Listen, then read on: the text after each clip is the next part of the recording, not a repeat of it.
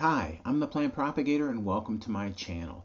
Today is my Plant Biotechnology Lecture 3 on plant tissue culture. And what I'd like to do today is go over with you briefly some aspects of basic tissue culture. And I've taught whole courses just in tissue culture, and what I hope to do today is to give you an overview of some of the basic terms and ideas associated with plant tissue culture. Again, to give you a little bit of a background on myself and my understanding of these terms, I am a fellow in the American Association for the Advancement of Science. I'm also a fellow in the Society for In Vitro Biology, which is formerly the Tissue Culture Association. I've been working in the area of tissue culture for about the past 40 years. 40 years, so that's a long time.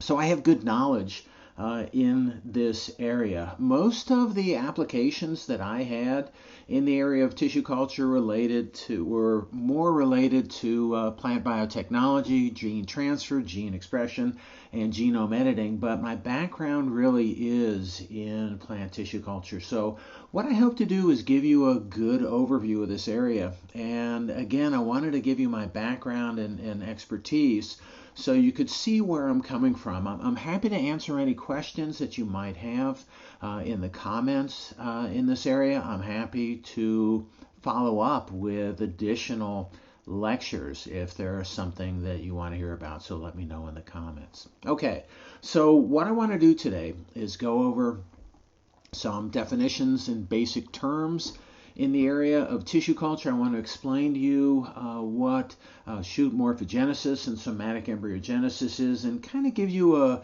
very basic understanding of what's going on. Again, I've taught this both to undergraduates and as graduate level, and you do need to have some basic understanding of some concepts and terms before we can really move forward and understand what's involved in the tissue culture process. So I'm going to say some things that may lose a little bit of accuracy because they're general. I'm going to explain things in a very general way, but I think I try to do things as efficiently and as precisely as I can. So what I want to do first is talk about essentially what is plant tissue culture. And for a lot of plant tissue culture, what that involves is plant cloning. And that is essentially and simply making an exact copy of the starting plant or plant cells or plant tissue. So just to back up, cloning of plants can be a natural process. Many plants propagate themselves. I am the plant propagator, as you can see on the bottom right of the slide. And many plants propagate themselves by sending out tillers, runners, offshoots that are copies of the original plant. So this can be a naturally occurring process, and it largely is. Now you can accelerate the process or you can repeat the process on your own very simply by making cuttings and by doing some simple things. In the laboratory, this process can be really tremendously enhanced, leading to the production of large numbers of copies of the starting plant. So the plants clone themselves in the wild as part of a natural process. We can also become propagators, and I hope you're doing this by making copies of plants on your own, using a number of different approaches. But then in the laboratory, you can really accelerate this process. And this is what I'd like to explain to you today. Now, what occurs naturally? What are some plants that you may know that propagate themselves naturally? And there's a lot of plants that are out there that either propagate themselves naturally or we contribute to that. So strawberries, potatoes, anyone that has cut up a potato into pieces and then planted those potatoes, they propagated. Daffodils, you can just separate the bulbs very, very easily and propagate daffodils, strawberries by runners. Oranges, those aren't really done by too many people in their homes, but oranges are propagated, and the native orange, the navel orange, of course, that doesn't have any seed. How else are you going to propagate those? So those are grafted onto other plants. Some of the other plants, turf grasses, send out runners.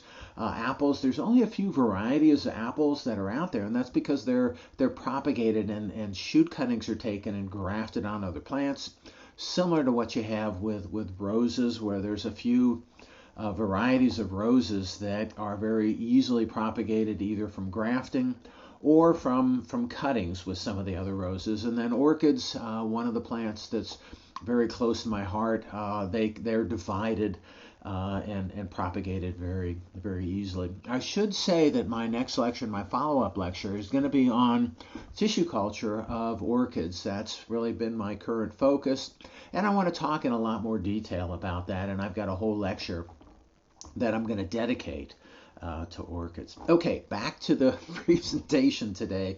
So I want to talk with you about, in the laboratory, how is plant cloning done? And then again, there's some very basic understandings and basic terms that you need to understand. Plant cloning is useful in plant propagation where a large number of plants are needed for food, feed, or ornamental value. But in plant biotechnology, the second point here, plant cloning is absolutely required where a genetically modified or genome edited cell is first generated. So usually when you do plant biotechnology, you do modifications to a single cell, and the whole plant has to be recovered from that single cell in order to generate either genetically modified or genome edited plants. So, but you start with a cell, and that cell is manipulated in the laboratory, eventually leading to the production of a modified whole plant. And that's really the core of plant biotechnology, is to be able to take a cell and recover or clone a whole plant from that single cell, because that single cell is what is modified. Okay, so let's move on and see some terms that or some further concepts, I guess, on what is involved in plant cloning. So plants can be generated from buds, small groups of cells, or single cells using what's called tissue culture. And again, that's where my background is in, where plant tissues are placed on media containing various types and concentrations of plant growth regulators. And I want to talk, the next few slides, I want to talk about plant growth regulators, but then also another concept that you need to understand is that plant tissues regenerate into whole plants. So when you take tissues or cells, the process where you generate a whole plant from those tissues or cell is called regeneration. And plant tissues regenerate into whole cells through two very distinct and different processes called shoot morphogenesis and somatic embryogenesis, and then I want to explain what those processes are later. Okay, so first of all, let's talk about plant growth regulators. And there's two different terms that you need to be aware of. The first one is hormones. You hear a lot of reference to hormones, and hormones are natural plant compounds. So they're produced by plants, and they're produced in one part of the plant. And I should say before I finish this is a definition that was forced into my brain in graduate school, and it's never left my brain. So I can close my eyes and repeat this over and over again, as I've done throughout the years, but they're plant compounds produced in one part of the plant, transported to another part of the plant where at low concentrations they cause a physiological response. All right, so those are, and the main thing to remember is that hormones are natural. So there are some natural compounds, and then there are synthetics or analogs. So plant growth regulators it's a larger class, includes hormones and hormone analogs or synthetic hormones, I guess if you call it that. But hormones by definition are natural. On the bottom here of this slide are three auxins, and this is a class of plant growth regulators. On the bottom left is a compound that I have labeled as IAA, which is indole acetic acid, which is the hormone. This is the naturally occurring plant hormone that plants produce. And because it's natural, it is broken down and it's metabolized very quickly by plants. In order to have some of the responses that are required in plant tissue culture, we have to use these hormone analogs, these synthetics, because although they're recognized as auxins, they're not broken down by the native plant machinery as quickly. So you'll have stronger effects by using some of these synthetics. So this first one is on the left is indole acetic acid, in the middle is naphthalene acetic acid, and on the right is indole butyric acid. And you can see how these three compounds, you can see how similar they look. So they have this carboxylic acid residue, each of them. They have these series of rings. Here it's interesting, there's a 5-ring structure on IAA and then a 6-ring structure on NAA. The length of the side chain in the IBA is a little bit longer, but it's got enough of the properties of IAA that it has auxin type, you get auxin type responses, but they're stronger because they're not broken down as quickly by the plants. All right, IAA is a real label. It disappears very quickly, so for a lot of the responses that we want to see, IAA really isn't as effective.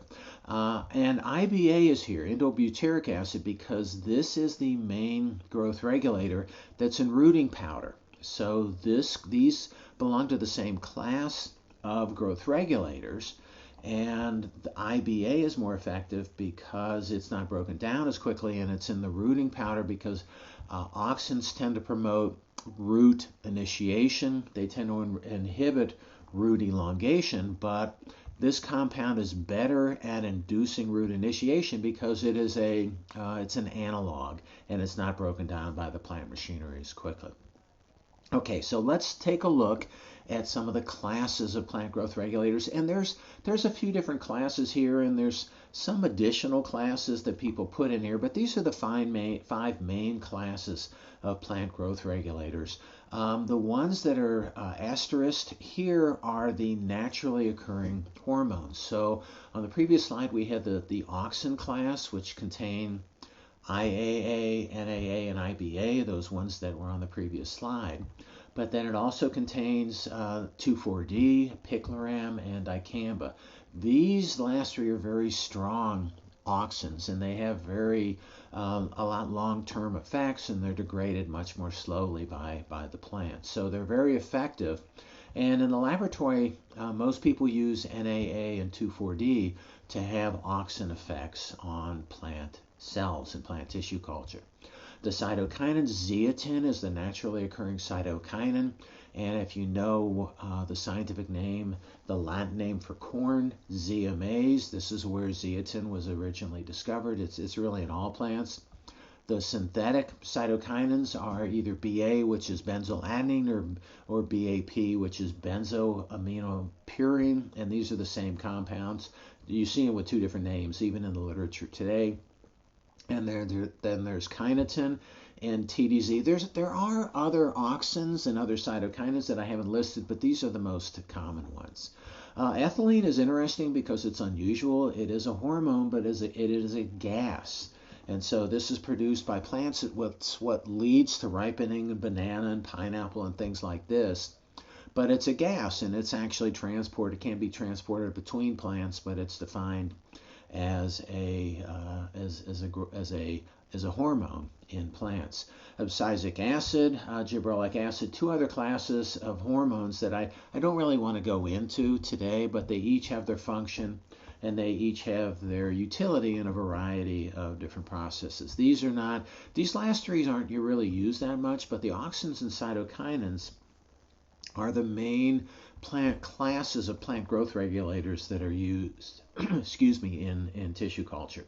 All right, so what I want to do now is talk with you about the 2 main processes of plant regeneration. And the first process that I want to talk about is, and I'm going to talk about these again briefly. There's papers and chapters and books that have been written on each of these processes, and I just want to go over them really, really quickly. The first process is shoot morphogenesis, and the second process that I want to talk about, again briefly, is somatic embryogenesis. When you look at these terms, you know what shoot means, but I want to explain to you what morph and genesis means. So genesis, as you might imagine, means creation or generation. All right, so This word can be broken down. Morph is just a change in a shape or form. So when you take a look at this word, the whole word in this phrase, shoot morphogenesis means to generate a shoot, a new shoot from whatever structure you're starting with. So this is a process where you initially just generate a shoot. You can also have, I didn't include it, but you can have root morphogenesis where you generate roots from whatever starting material you're starting with. The second process here is somatic embryogenesis. And if you take a look at the second word first, genesis again means creation, and then embryo means the generation. So it really means the generation and development of an embryo. And this word refers to embryogenesis, which is again generation and development of the embryo. Somatic just means not from germline, so it's not directly from the fertilized egg that you get in when a plant cell, a plant egg, is fertilized. All right, so it's from non-germline tissue, which means somatic embryos, and I've got a lot more pictures of this, are going to be formed from leaves, stems, flowers, a lot of different parts. So it's not directly from the embryo that you're starting with. Okay, so those are the two main processes: shoot morphogenesis and somatic embryogenesis. And what I want to do now is go into a little bit the process of shoot morphogenesis. The model for shoot morphogenesis is tobacco, but you have these other solanaceous plants that can be used as models for shoot morphogenesis. But really the main model is tobacco, but it's also potato, tomato, petunia. And then the basic idea is that shoots form during the process of shoot morphogenesis, and those shoots have to be subsequently rooted before plants can be transferred to the soil. So shoot morphogenesis generates shoots, and again those shoots must be then cut off, and then roots form before that plant can be transferred to the soil. The essential components of a shoot morphogenesis system is essentially the typically it's the auxin cytokinin balance. So those growth regulators that we took a look at a few slides ago, the balance of those growth regulators causes either shoot formation, root formation, or callus production. So usually it's the auxin cytokinin balance that gives rise to shoot morphogenesis. And it can be, and these are things that just have to be tested. This is a lot of the basis of tissue culture. It's just evaluation of a lot of the different medium components to see which balance of not only auxin cytokinin but sugars, solidifying agent, other factors that contribute to optimum shoot or somatic embryo production. The basic concept, though, is that if you have a higher auxin concentration, you'll get root formation. And auxins typically, as I said a few slides ago, high auxin typically will cause root induction, and then removal of the auxin is needed in order to have those roots to elongate and develop. But auxin, again, is associated with root formation. High cytokinin gives you typically shoot formation, and then even levels of both, or the appropriate ratio, generates the formation of callus. Callus is, on this next line, it's just a proliferation of plant cells, just a mass or a tumor of plant cells that you can grow in the laboratory. They're undifferentiated. There's no roots or shoots there, but that's just a mass of cells that grows if the auxin cytokinin balance is just right, where you just have proliferation of those cells, but no subsequent creation of either roots or shoots. All right, so I just wanted to show you an image of what callus looks like, and they can be really different colors and different morphologies and different things. This just happens to be an image of a callus that I happen to have in my collection. All right, so let's take a look at tobacco plant regeneration and tobacco shoot morphogenesis. And in this case, the starting material that's used is a tobacco plant shown here. And again, I show this because it is the model for shoot morphogenesis. And essentially leaf tissue from this plant is placed on a medium that contains various hormones and growth regulators and minerals and nutrients and sugar and everything like that.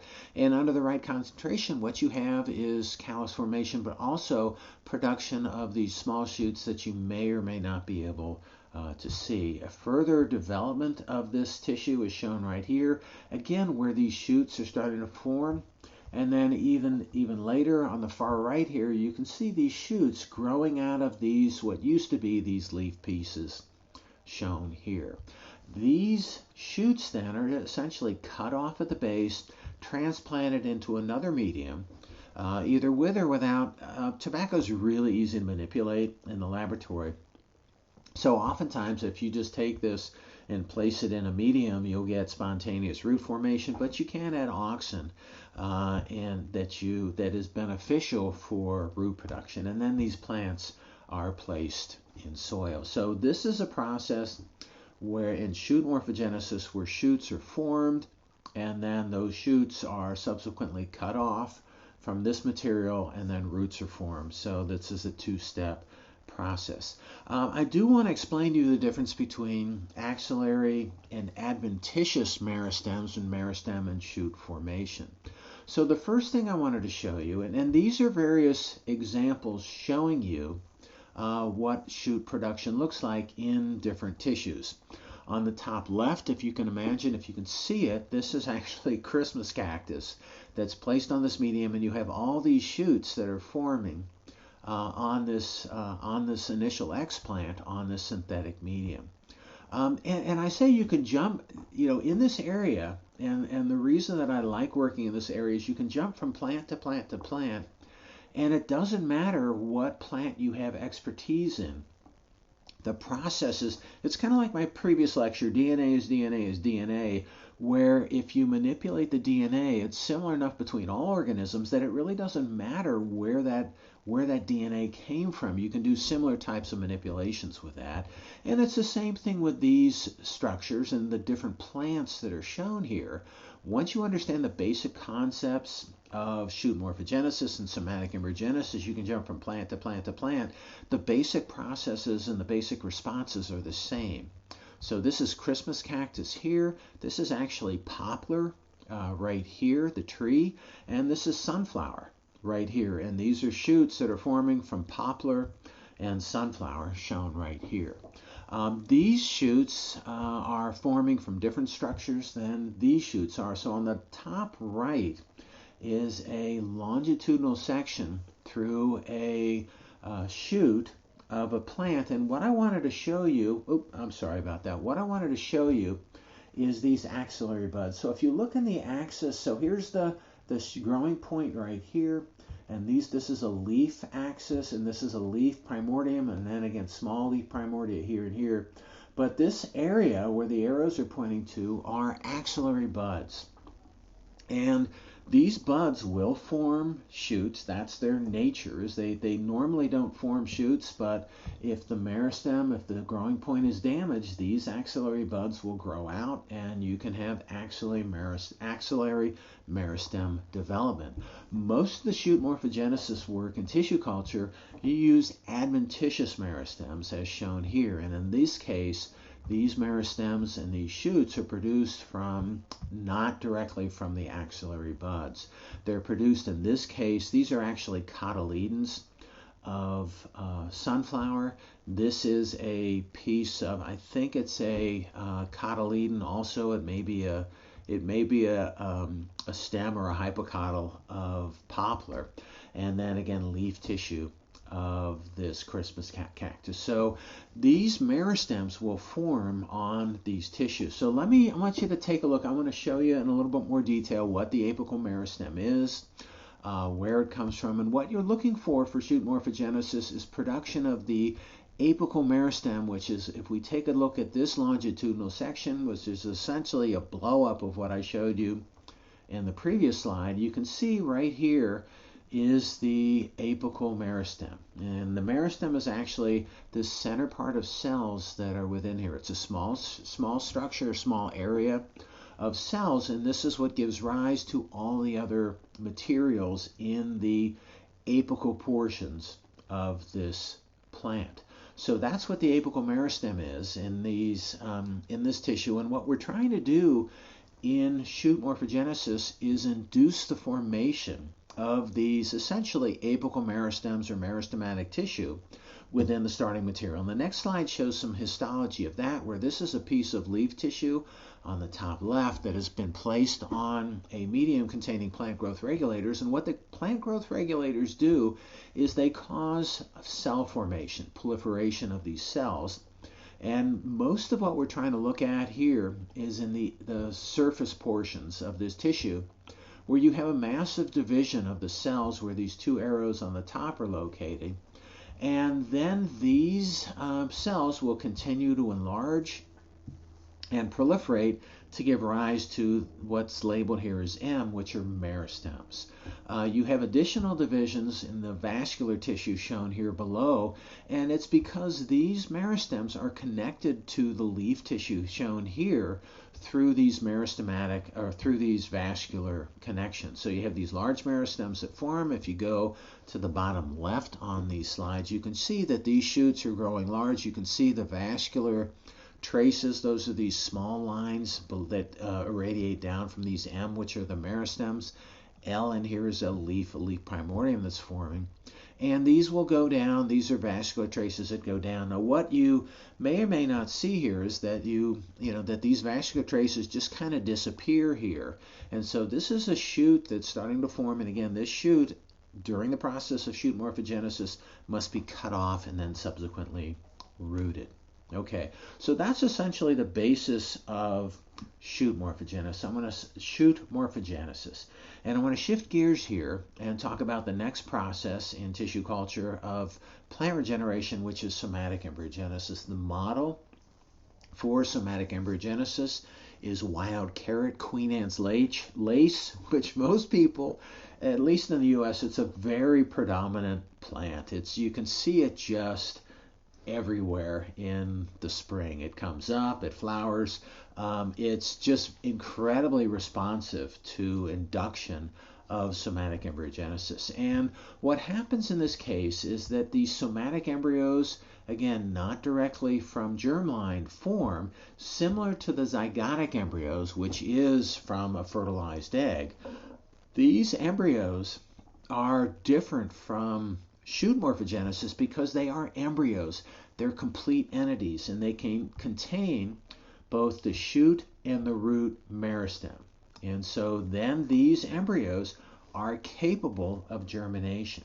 The growth regulator regime that leads to induction and development of somatic embryogenesis is very different from shoot morphogenesis. And depending on what you're trying to obtain, the plant tissue must be treated differently, and the resultant structures must be treated differently depending on whether you have shoot morphogenesis or somatic embryogenesis. So in order to induce embryos, we need high levels of auxin. And in most cases, what people use in order to get high auxin effects is 2,4-D.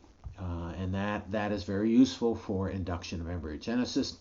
These embryos will then develop once those induced embryos are transferred to a medium containing low or no levels of auxin. So you get embryo development, and then you have various maturation treatments similar to what you'll have with the seed in order to get germination. So it's really interesting that some of the somatic embryos, it's beneficial to dry the embryos similar to what you have in the seed, and that seeds dry, and it's part of the maturation process. But even some of the somatic embryos that you're generating in the laboratory need to be dried in order to get subsequent germination, or it is beneficial, I should say, for subsequent germination.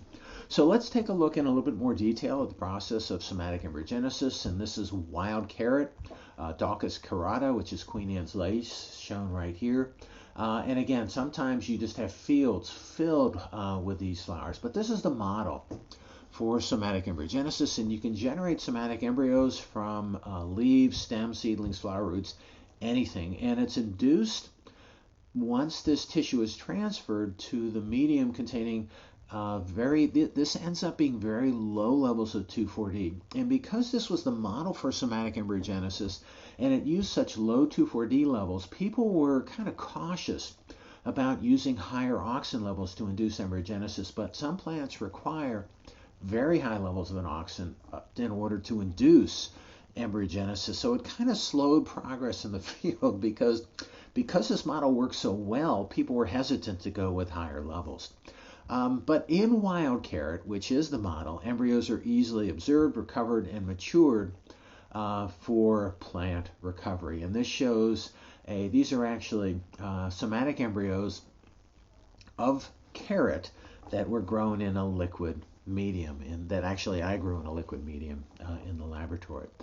For most of my career, I have to put this in here. For most of my career, I worked on the process of somatic embryogenesis in soybean. Soybean is it's a great crop. It's what paid the bills for me during my academic career. And this is the process that I developed in my laboratory. So I worked for most of my career on the process of soybean somatic embryogenesis. The starting material that I used was immature seed. So I take the cotyledons, place it on a very high level of medium containing very high levels of 2,4-D in order to get induction of the embryos. And the embryos are shown right here. So these are these little globes or blobs, globular structures that are forming on the surface of these cotyledons on a medium containing very high levels of 2,4-D. And the bottom line is you had to use, compared to carrot, you have to use over 100-fold higher levels of 2,4-D in order to get this response. And this actually slowed down the field considerably because people were not brave enough. I didn't care. I used high levels of 2,4-D. I just kept on trying higher levels, keep on getting better and better. And I'm an optimizer in the laboratory. So eventually I found the levels that would be optimum for induction of somatic embryogenesis in soybean. And again, it was scary when I first used this and developed this approach because the levels were just so incredibly high. Anyway, use high levels for induction and proliferation of these embryos. When this tissue is transferred to an embryo development medium, these embryos develop shown here.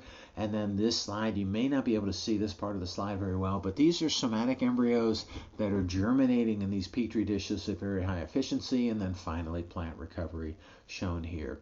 And I do want to point your attention to the development image shown right here of these beautiful developing soybean somatic embryos. And the reason I wanted to show it to you, because this is actually my YouTube image that I use. And I'm surprised that no one ever asked me what it is. But the YouTube image that I use on my channel is actually part of this image that was on the previous slide. And you may recognize this rounded image. But these are developing soybean somatic embryos, and it's just a great image that I collected early in my career. But the structures themselves, I think they're beautiful, and they're green, and I've seen so many of them. I would see them in my sleep and in my dreams.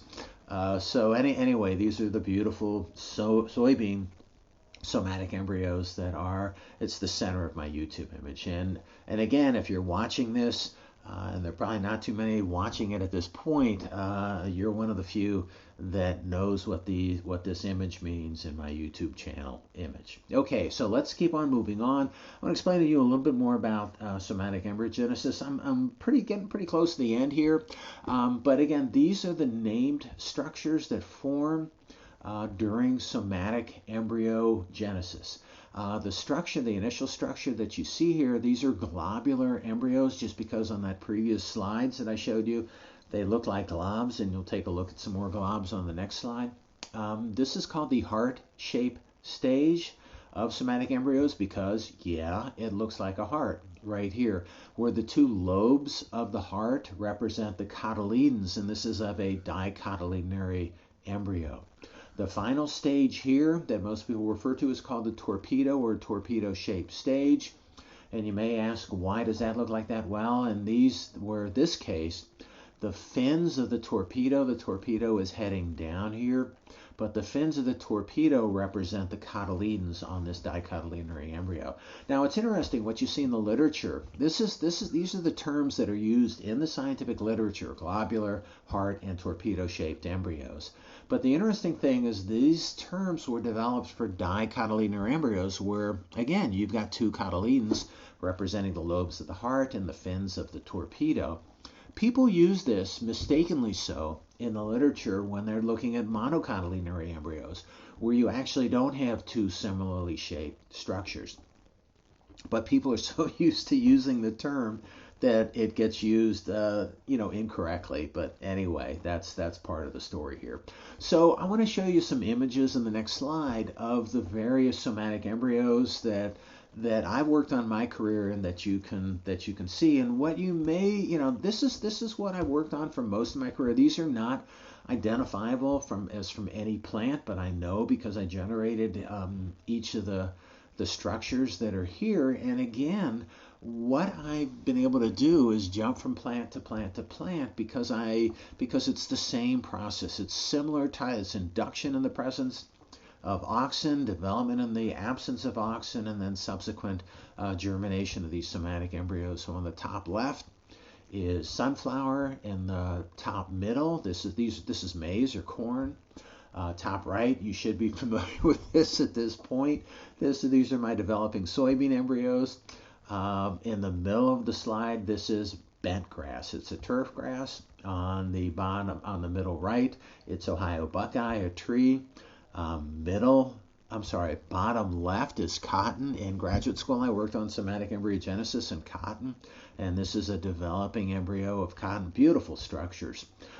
This is middle bottom. These are grape, and then finally the bottom right, these are somatic embryos or induced somatic embryos from camellia.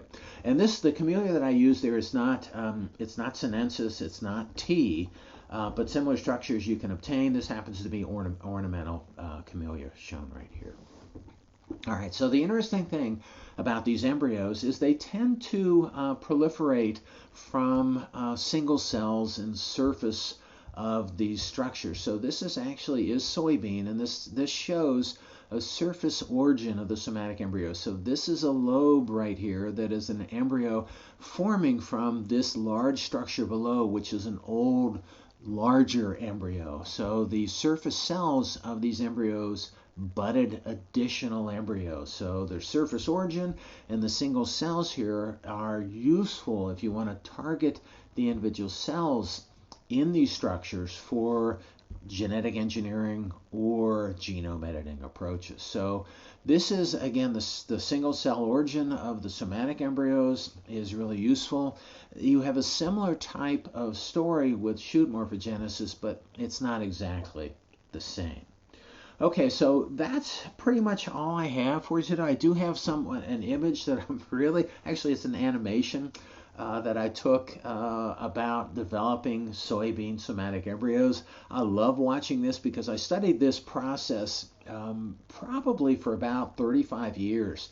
And then about mid to late career, I started generating time-lapse animations of the process, and I started seeing some things for the first time. Even though you can see this process, I've watched this slowly over and over again. When you do time-lapse animations, you can see some things that you were never able to see before. And it's a really nice looping animation that I did early on in my movie making career.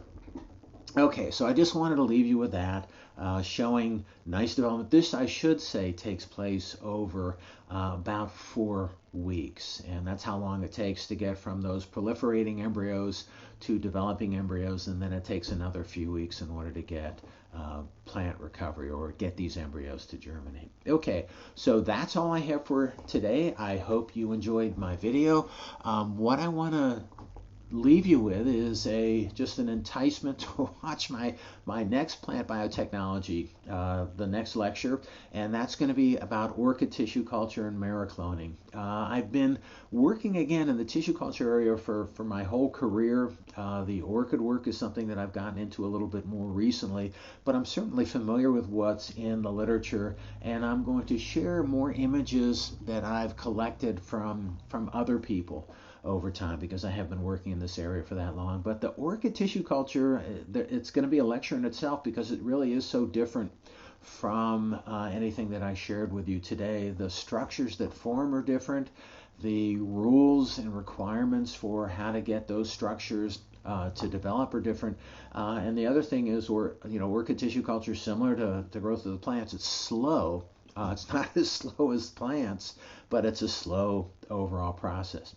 All right, so that's all I have for today. I thank you for watching. If you like my video and you want to keep on seeing that, would help me out if you could click on like, share, and subscribe to my channel if you're not already a subscriber. Okay, I thank you for watching. I'm glad you made it through my video today, and happy propagating.